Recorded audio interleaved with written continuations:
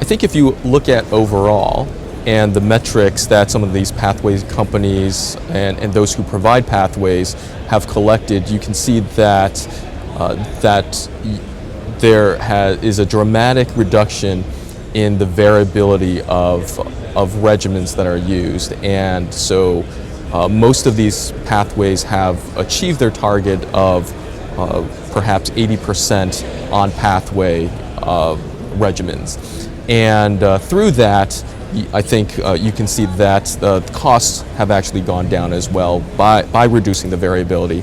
And there's, I know that each pathway company probably has their own data about how that's impacted costs and reduced costs over time.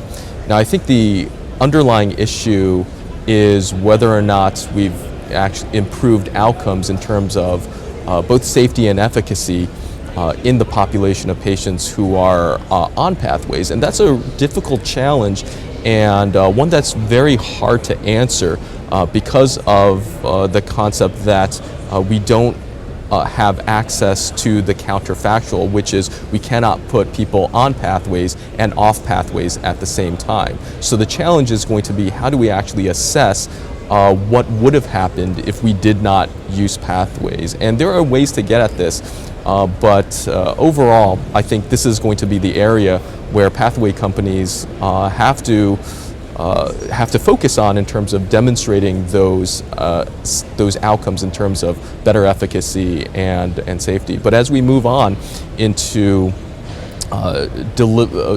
towards alternative payment designs and looking at the total cost of cancer care, we're going to be looking at other metrics in terms of costs, and not just medication-related costs, such as reductions in episodes of care, so reductions in hospitalizations and adverse events that have significant costs attached with them. So that's the next era of looking at whether or not pathways actually reduce cost.